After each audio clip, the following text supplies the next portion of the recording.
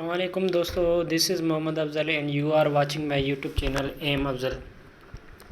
तो last video में हमने डिस्कस किया था चैप्टर नंबर 1, जिसके हमने एमसीक्यूज़ डिस्कस किए थे। तो इस वीडियो में हम स्टार्ट करने जा रहे हैं बायोलॉजिकल मॉलिक्यूल, यानी जो चैप्टर नंबर 2 है उसके एमसीक्यूज़ डिस्कस करेंगे।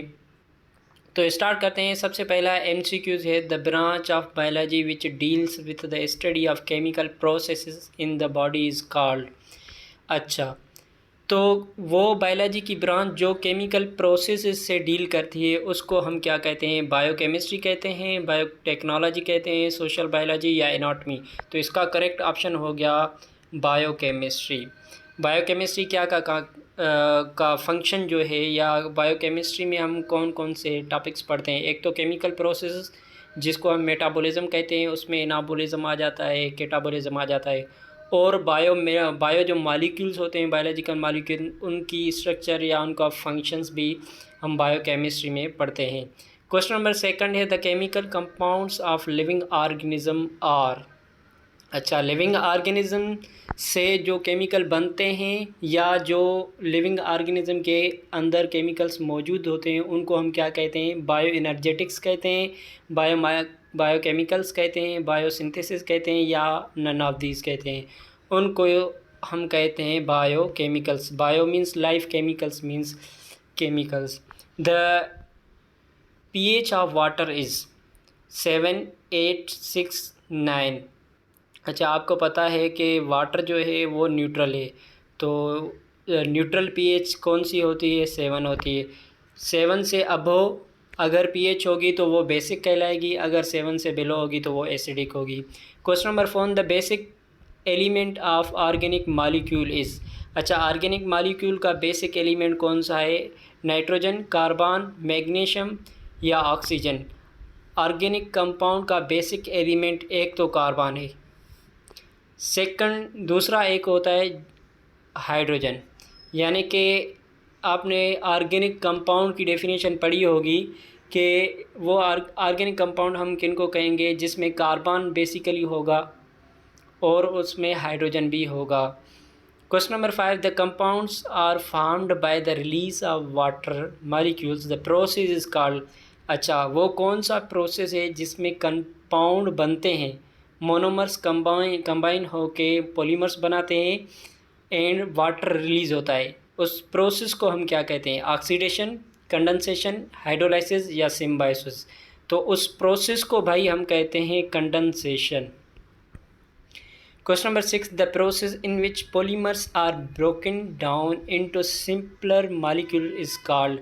अच्छा, वो कौन सा प्रोसेस है जिसमें हम पॉलीमर्स को ब्रेक डाउन करते हैं, तोड़ते हैं सिंपल मॉलिक्यूल्स में? उसको क्या कहते हैं? डिहाइड्रेशन कहते हैं, कंडेंसेशन कहते हैं, हाइड्रोलाइसिस कहते हैं, या पॉलीमराइजेशन कहते हैं?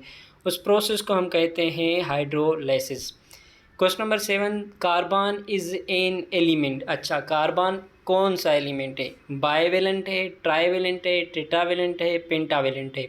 अच्छा, इसका कार्बन की वैलेंसी पूछ रहा है। वैलेंसी आपको पता होगा कि वैलेंसी का मतलब क्या है। तो हमारे बुक में लिखा है कि कार्बन कौन सा एलिमेंट है? टेट्रा एलिमेंट है, यानी कार्बन एक ही टाइम पे 4 डिफरेंट एटम से बॉन्ड बना सकता है। Question number 8, the bond which is formed by the loss और gain of electron is called.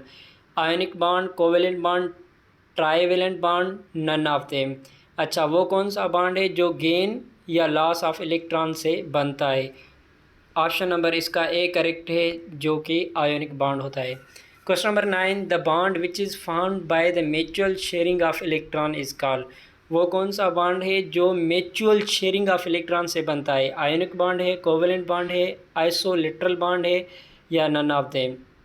तो आपको पता है कि ऑर्गेनिक कंपाउंड जो होते हैं उनमें कोवेलेंट बॉन्ड होता है, और कोवेलेंट बॉन्ड कैसे बनता है? म्यूचुअल शेयरिंग ऑफ इलेक्ट्रॉन से। एक तो ये बात हो गई, तो इसका करेक्ट ऑप्शन हो गया option number B.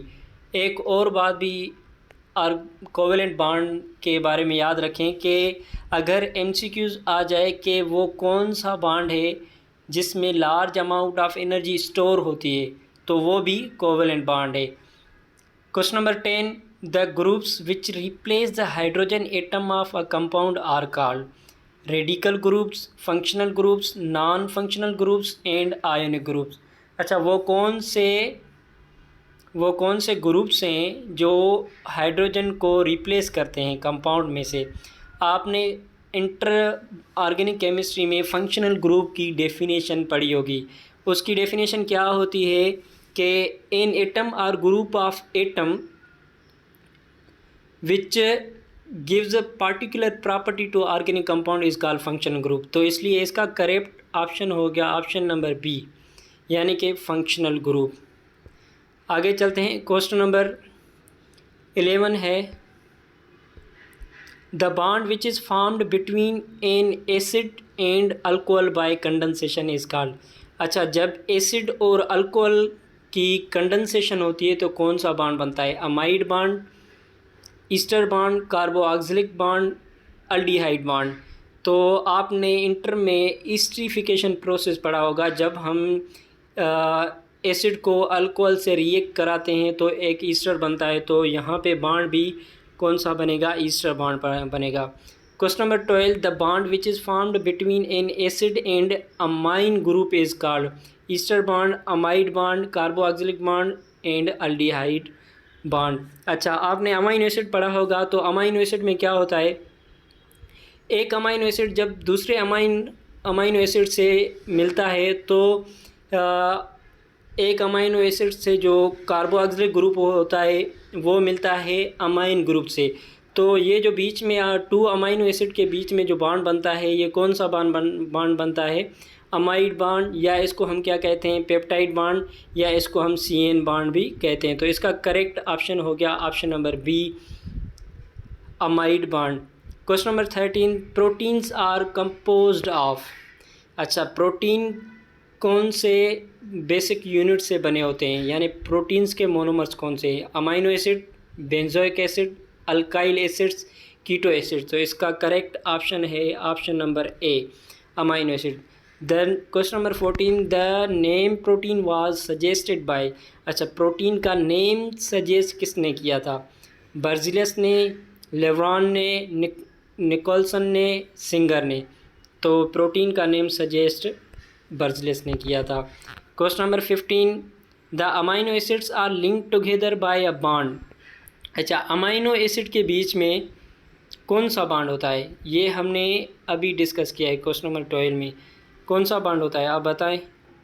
Peptide linkage होती है, अल्काइल लिंकेज होती है, ट्राई लिंकेज होती है, या कीटो लिंकेज होती है? इसका करेक्ट ऑप्शन क्या हो गया?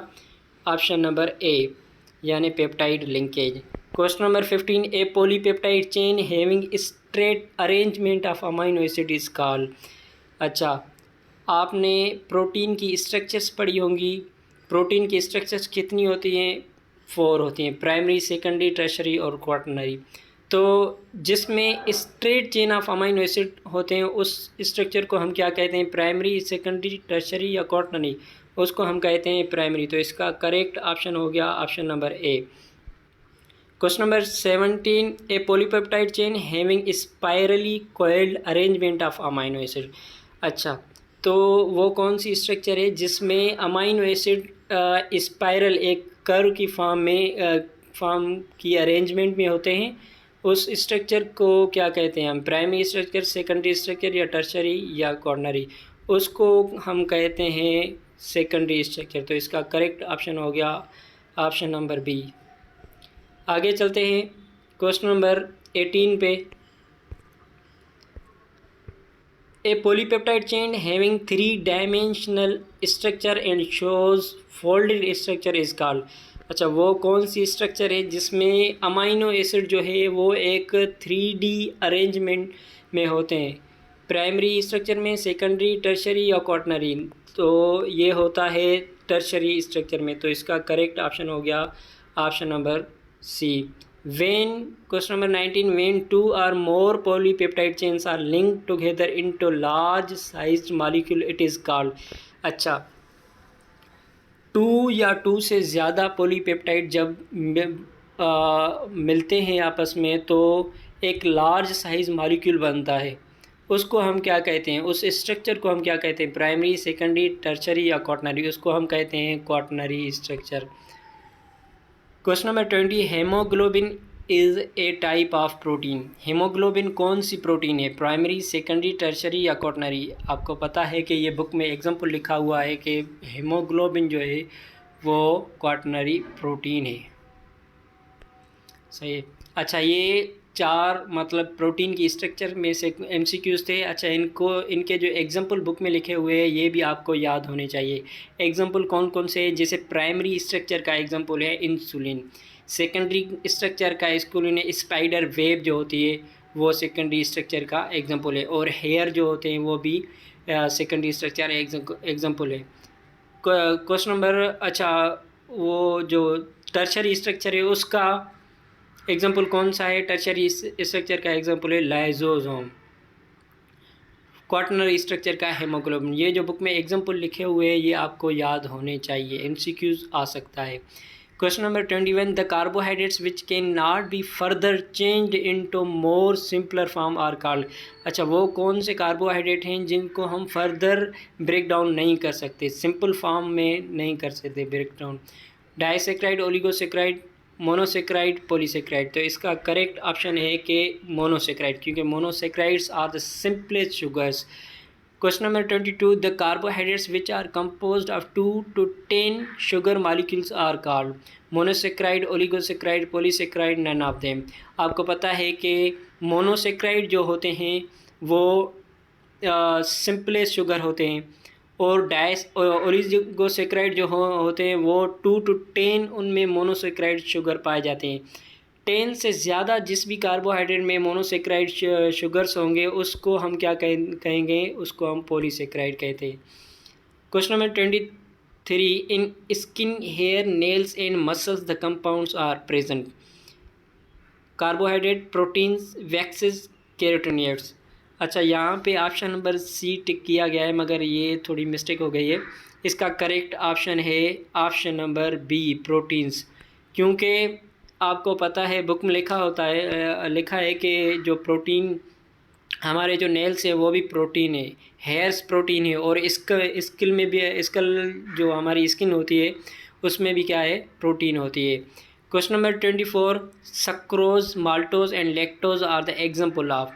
सक्रोज, माल्टोज एंड लैक्टोज कौन से कार्बोहाइड्रेट के एग्जाम्पल है? मोनोसेक्राइड के, डाइसेक्राइड के, पॉलीसेक्राइड के या टेट्रासेक्राइड के? तो इसका करेक्ट ऑप्शन है डाइसेक्राइड के। Question number 25, starch, glycogen and cellulose are example of. अच्छा, ये स्टार्च, ये ग्लाइकोजन, सेल्यूलोज, ये कार्बोहाइड्रेट कौन से कार्बोहाइड्रेट के एग्जाम्पल है? मोनोसेक्राइड के, डाइसेक्राइड के या ओलिगोसेक्राइड या पॉलीसेक्राइड? तो इसका करेक्ट ऑप्शन है ऑप्शन नंबर D यानी पॉलीसेक्राइड के। Question number 26, glucose and fructose are monosaccharide, disaccharide, polysaccharide, oligosaccharide? Glucose और फ्रक्टोज आपको पता है कि ये मोनोसेक्राइड के एग्जाम्पल है। Question number 27, milk sugar is known as. अच्छा, मिल्क शुगर हम किसको कहते हैं? माल्टोज को, ग्लूकोज को, फ्रक्टोज को या लेक्टोज को? लेक्टोज को हम कहते हैं मिल्क शुगर। तो इसका करेक्ट ऑप्शन हो गया option number D। Question number 28, the sweetest sugar is. अच्छा, स्वीटेस्ट शुगर कौन सी है? लेक्टोज, फ्रक्टोज, सक्रोज या ग्लूकोज? स्वीटेस्ट शुगर होती है फ्रक्टोज। अच्छा, फ्रक्टोज एक तो स्वीटेस्ट शुगर होती है। नेक्स्ट पॉइंट है फ्रक्टोज के बारे में आपको याद रखना चाहिए कि अगर यहाँ पे मोस्ट अबंडेंट हेक्सोज शुगर आ जाए तो भी क्या होगा? फ्रक्टोज होगा। Question number 29, galactose, glucose and fructose are. अच्छा, गैलेक्टोज, ग्लूकोज, फ्रक्टोज क्या है? कौन से मोनोसेक्राइड हैं? ट्रायोजेज हैं, टेट्रोजेज हैं, पेंटोजेज हैं या हेक्सोजेज हैं? तो आपको पता होगा कि ये हेक्सोजेज हैं। तो इसका करेक्ट ऑप्शन कौन सा हो गया? ऑप्शन नंबर D हो गया। आगे चलते हैं क्वेश्चन नंबर 30 पे। Ribose is triose, tetrose, pentose या हेक्सोज? आपको पता है कि राइबोज क्या है? पेंटोज है। अच्छा, राइबोज एक तो पेंटोज है, और राइबोज कहाँ पे यूज़ होता है भाई? राइबोज न्यूक्लियोटाइड्स में यूज़ होता है। अगर डीएनए के न्यूक्लियोटाइड की अगर हम बात करेंगे तो डीऑक्सीराइबोज होता है। अगर आरएनए के न्यूक्लियोटाइड्स की बात करते हैं तो उसमें राइबोज होता है। Question number 31, the animal starch is known as, animal की स्टार्च जो होती है उसको हम क्या कहते हैं? सेल्यूलोज, ग्लाइकोजन या स्टीरिन या नन ऑफ देम। यहाँ पे भी मिस्टेक है। क्वेश्चन नंबर सी जो टिक किया गया है कि स्टीरिन, ये स्टीरिन लिपिड होती है। यहाँ पे एनिमल स्टार्च की बात कर रहा है, तो इसका करेक्ट ऑप्शन हो गया option number B, glycogen. Question number 32, cellulose is present in, cellulose कहाँ पे प्रेजेंट होता है? Plant cell wall, animal cell wall, both plant and animal या नन ऑफ दिस। तो आपको पता है कि सेल्यूलोज जो होता है वो प्लांट सेल वाल में प्रेजेंट होता है, क्योंकि एनिमल के पास सेल वाल नहीं होती। Question number 33, RNA takes part in enzyme secretion, in energy production, protein synthesis या नन ऑफ दिस। आरएनए कहाँ पे हिस्सा लेता है, यानी आरएनए का जो फंक्शन होता है वो क्या होता है भाई? आरएनए एज अ कैरियर तौर पे काम करता है जो कि प्रोटीन सिंथेसिस करवाता है। Question number 34, DNA is present in, DNA कहाँ पे प्रेजेंट होता है? न्यूक्लियस, साइटोप्लाज्म, माइटोकॉन्ड्रिया या राइबोसोम। अच्छा, हम जनरली कहते हैं यहाँ पे न्यूक्लियस भी ऑप्शन है और माइटोकॉन्ड्रिया भी ऑप्शन पड़ा है। तो आप यहाँ पे क्वेश्चन नंबर कहाँ पे, ऑप्शन नंबर डी में जहाँ पे राइबोसोम लिखा है, यहाँ पे आप ऑप्शन नंबर डी में ए एंड सी होना चाहिए, मगर यहाँ पे न्यूक्लियस एक ही है, तो बोथ यानी ए एंड सी नहीं है ऑप्शन। तो यहाँ पे भाई जनरल बात कर रहा है, तो जनरली हम कहेंगे तो वैसे माइटोकॉन्ड्रिया में भी डीएनए होता है, मगर जनरल अगर बात आ जाए तो ऐसा कोई एमसीक्यूज आ जाए तो आपको कौन सा टिक करना है? न्यूक्लियस, क्योंकि जनरल जो बात हम करते हैं वो न्यूक्लियस की करते हैं। Question number 35, RNA is attached to the, RNA किस से अटैच होता है? माइटोकॉन्ड्रिया से, गोल्जी अपैरेटस से, एंडोप्लाज्म रेटिकुलम से या लाइजोसोम से। अच्छा, ये क्वेश्चन जो है ये थोड़ा ट्रिकी है। अच्छा, आरएनए किस से अटैच होता है? एक तो माइटोकॉन्ड्रिया, माइटोकॉन्ड्रिया से अटैच नहीं होता। गोल्जी की बात करें तो गोल्जी से भी अटैच नहीं होता। लाइजोसोम की बात करें वहाँ से, उससे भी अटैच नहीं होता। एंडोप्लाज्म रेटिकुलम होता है। क्यों? एंडोप्लाज्म रेटिकुलम से कैसे होता है? Endoplasm reticulum, rough endoplasm reticulum जो होती है उससे क्या अटैच होता है? राइबोसोम अटैच होते हैं। और राइबोसोम क्या है भाई? Ribosome 50 are made up of proteins and ribosomal RNA. तो हो गया ना भाई, राइबोसोम आरएनए किससे अटैच होता है? एंडोप्लाज्म रेटिकुलम से। Question number 36, uracil is present in, uracil कहाँ पे होता है? डीएनए, आरएनए, अमाइंस या कार्बोहाइड्रेट। आपको पता है कि यूरासिल न्यूक्लियोटाइड जो है नाइट्रोजन बेस जो है वो आरएनए में होता है। Question number 37, the term lipid was propose by, lipid term किसने दिया था? ब्लूर ने, डैग्जॉन ने, रॉबर्ट ब्राउन ने या डार्विन ने। इसका करेक्ट ऑप्शन है ब्लूर ने। अच्छा, ये आपको जो थोड़ी बहुत हिस्ट्री होती है ये भी आपको याद होनी चाहिए, क्योंकि कभी कभी बार क्वेश्चन आ जाता है। Question number 38, fats, oil, waxes and terpenoids are the compounds. अच्छा, ये फैट्स, ऑयल्स, वैक्सेस, ये टर्पिनोइड्स कौन से कंपाउंड है? कार्बोहाइड्रेट है, प्रोटीन से, अमीनो एसिड है या लिपिड है? तो ये लिपिड है, यानी कि लिपिड की यहाँ पे एग्जांपल्स पूछ रहा है कि लिपिड की एग्जांपल कौन कौन सी होती है।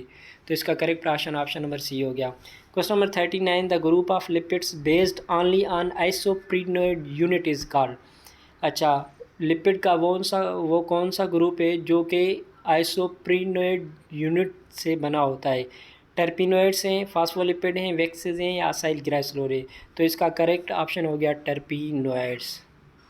अच्छा, लिपिड के बारे में आपको थोड़ी और बातें भी याद रखनी चाहिए कि लिपिड्स जो एक तो हेट्रोजीनियस ग्रुप होते हैं और दूसरा नॉन पोलर होते हैं, और लिपिड्स आर नॉट पॉलीमर्स, ये बात आपको पता होनी चाहिए। प्रोटीन, कार्बोहाइड्रेट, न्यूक्लिक एसिड ये पॉलीमर है क्योंकि ये सेम रिपीटिंग यूनिट से बने होते हैं, मगर जो लिपिड होते हैं ये क्या होते हैं? ये पॉलीमर्स नहीं होते, क्योंकि लिपिड अगर हम टर्पिनोइड्स की बात करते हैं तो ये आइसोप्रोनोइड यूनिट से बना होता है। अगर हम फास्फोलिपिड की बात करें तो वो फास्फोलिपिड के जो सब यूनिट्स होते हैं वो डिफरेंट होते हैं। अगर हम असाइल ग्लाइसरॉल की बात करें उसके सब यूनिट भी डिफरेंट होते हैं। अगर हम वैक्सेस की बात करें उसके सब यूनिट भी डिफरेंट होते हैं। इसलिए हम क्या लिपिड को कहते हैं कि lipids are not polymers. Question number 40. The group of lipids which produce special fragrance and may be used in perfumes are called. अच्छा, वो लिपिड वो कौन से लिपिड होते हैं जो फ्रेगरेंस यानी परफ्यूम्स जो होते हैं उनमें इस्तेमाल होते हैं? वैक्सेस, फास्फोलिपिड, स्टीरॉयड्स या टर्पेंस। ये बुक में लिखा हुआ है कि ये कौन से होते हैं? टर्पेंस। तो इसका करेक्ट ऑप्शन हो गया option number D. The lipids which consist of 4 rings attached together with 17 carbon atoms are called. अच्छा, ये बुक में एक स्ट्रक्चर दी हुई है कि वो कौन सा लिपिड है जिसके पास 4 रिंग्स होती हैं। 3 रिंग्स जो होती हैं वो 6 कार्बन बेस्ड होती हैं और एक रिंग जो होती है 5 कार्बन बेस्ड होती हैं। ये स्ट्रक्चर बुक में है कि ये स्ट्रक्चर किसकी है? फास्फोलिपिड की है, वैक्सेस की है, स्टीरॉयड्स की है या टर्पेंस की है? ये स्टीरॉयड की स्ट्रक्चर होती है जिसको हम न्यूक्लियस कहते हैं। Question number 42. The cholesterol sex hormone are included. Cholesterol और सेक्स हार्मोन जो है वो उनकी नेचर क्या है? स्टीरॉयड्स हैं, टर्पेंस हैं, लिपिड्स हैं या कैरोटीनॉइड्स हैं? लिपिड तो है ही भाई, मगर यहाँ पे जो एज ए BCQ जो बेस्ट चॉइस पूछ रहा है, बेस्ट चॉइस क्वेश्चन पूछ रहा है, लिपिड तो है वैसे ही, मगर लिपिड के जो टाइप दिए हुए हैं उनमें से कौन से लिपिड है? तो इसका करेक्ट ऑप्शन हो गया स्टीरॉयड।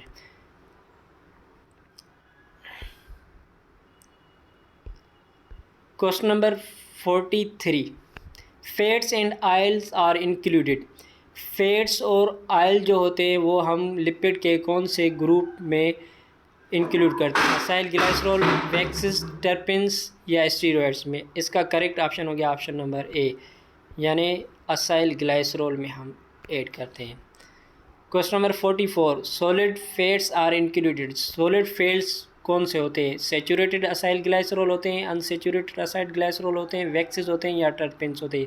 आपको पता है कि अगर हम ट्राईग्लाइसराइड की बात करें तो उनके 2 टाइप होते हैं, एक सेचूरेटेड एक अनसेचूरेटेड। सेचूरेटेड वो होते हैं जिनके अंदर सिंगल बॉन्ड होता है, और अनसेचूरेटेड वो होते हैं जिनके अंदर डबल बॉन्ड होता है। तो इसका करेक्ट ऑप्शन हो गया ऑप्शन नंबर ए।